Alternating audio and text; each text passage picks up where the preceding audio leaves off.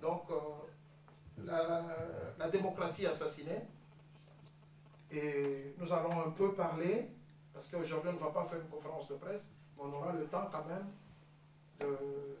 Il va nous parler dans quelles conditions ce qu'il a travaillé, comment il a fait, pourquoi ça, en ce moment ici. Mais là, je voulais vous présenter quelqu'un, je vais inviter quelqu'un qui va venir prendre la parole ici pour un peu... Il va nous parler de la démocratie. Il va pousser un cri, comme il m'a dit. Il veut pousser un cri, quand même, sur la démocratie. C'est un Européen. Je vais appeler M. Daniel Otto, qui est humaniste, défenseur de droits humains, agent de développement. Il va venir ici nous parler vraiment de la démocratie. Monsieur Daniel, vous pouvez venir. De façon au scalpel, hein, donc la problématique de la démocratie au niveau général, donc un concept général.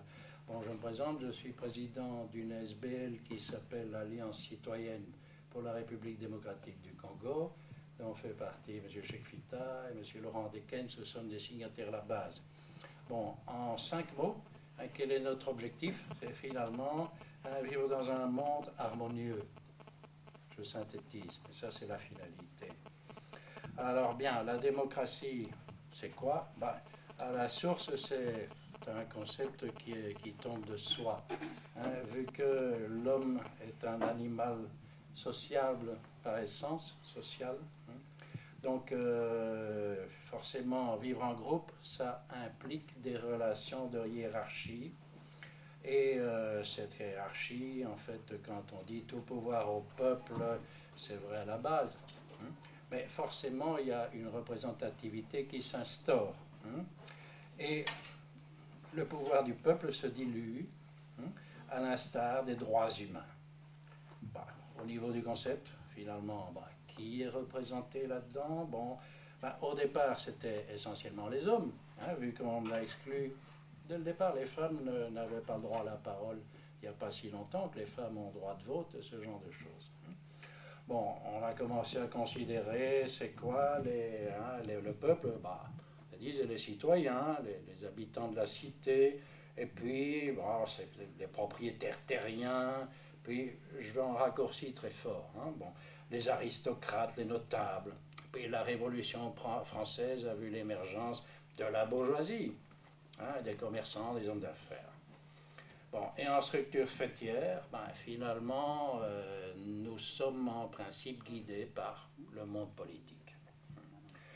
Bon, le problème est que l'écart entre les objectifs des politiciens et les aspirations du peuple cet écart est en augmentation constante. Ben, c'est un constat que malheureusement il faut faire. Maintenant, si je prends effectivement la réalité du problème, ça vient d'où? Hein, c'est que si on prend une étude psychosociologique qui a été faite et qui est, je pense, une réalité, on peut considérer qu'effectivement 85% des gens sont des gens qui sont formatés.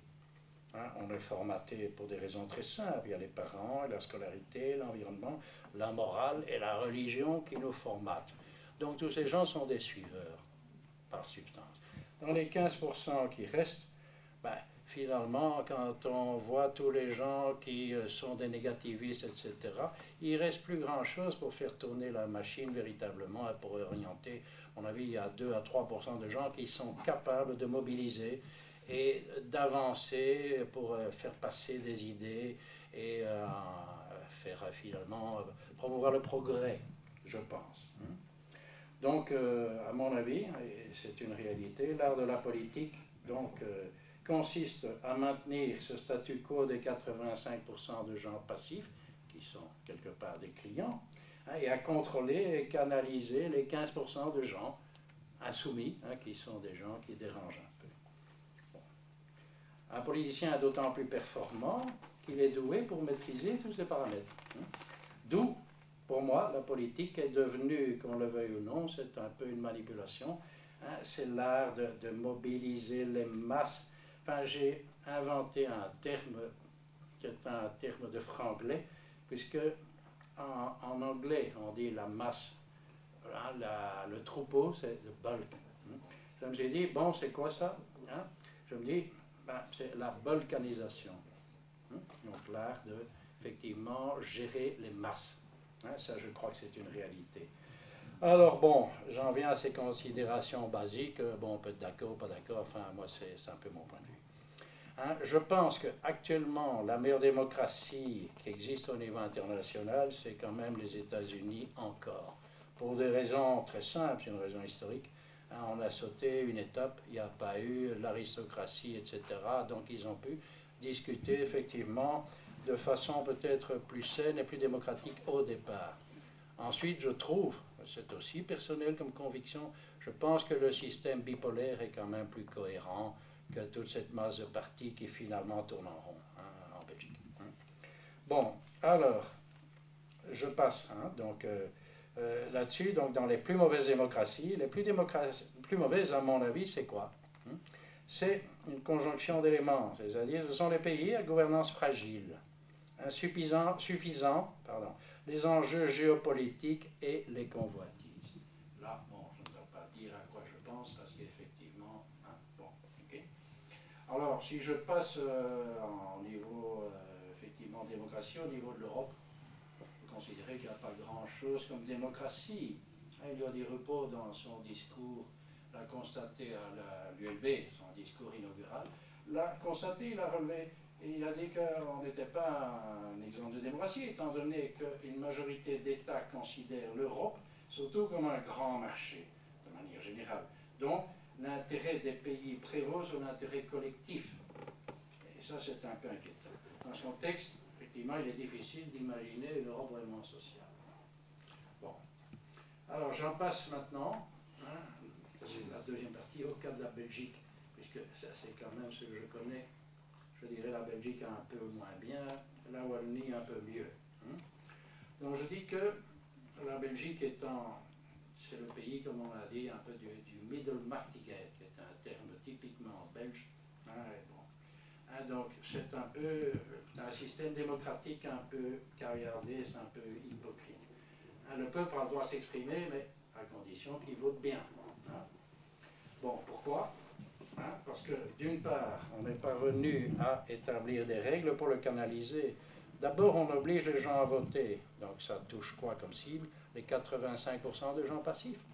Donc, ces gens-là votent automatiquement, hein, pour une continuité. Hein. Et en plus, hein, bon, le droit de vote est obligatoire. Hein, au niveau du potentiel financier, si on n'a pas quand même une certaine aisance financière en Belgique, il y a quand même quelques problèmes qui se paient. On a quand même, alors que la santé est un must en Belgique, mais on a quand même une santé, des soins qui sont quand même pas ce qu'on peut avoir si on a vraiment des moyens. Hein. Et en plus, et ça c'est un cas quand même qui est assez extraordinaire parce qu'il est typique à la Belgique, hein, pour avoir droit de vie, hein, donc au niveau juridique en Belgique, il faut payer, hein, parce que la carte d'identité, elle est payante.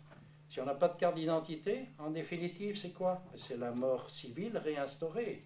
Bon, je signale quand même en passant qu'il s'agit d'une entorse à la Constitution belge, parce que dans lequel il y a un article qui dit la mort civile est abolie et ne pourra jamais être restaurée. Bon, c'est un problème. Et c'est un problème également au niveau des droits humains, parce que pour exister civilement, j'estime qu'on n'a pas à payer. Enfin, sur mon point de vue, c'est un exemple. Hein.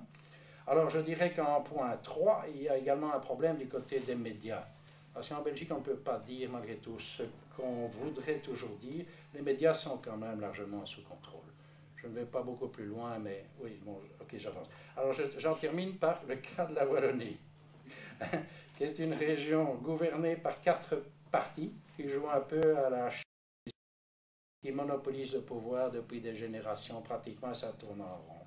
Hein, et il y a en Wallonie, par exemple, une difficulté énorme de constituer un vrai parti d'opposition. Pourquoi? Parce qu'il y a des chicanes juridiques, administratives, financières, et ensuite, un nouveau parti qui se crée, il est automatiquement diabolisé par ceux qui tiennent à maintenir leur pouvoir.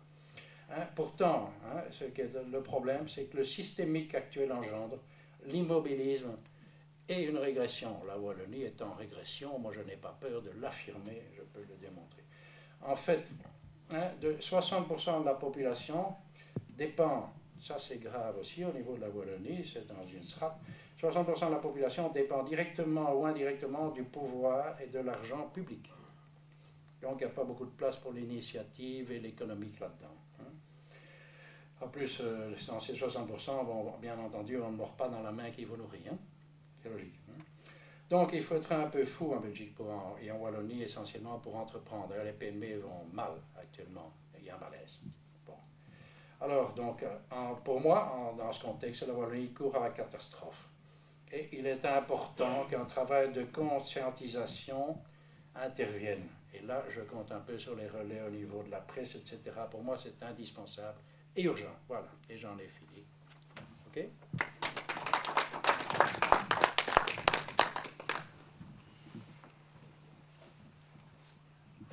J'espère que tout le monde a entendu comment M.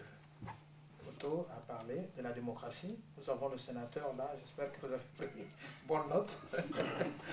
Pour tous les Belges qui sont là, ils doivent comprendre que la Wallonie est en train de reculer. Bon, nous allons passer, nous allons encore écouter, nous allons appeler une de nos...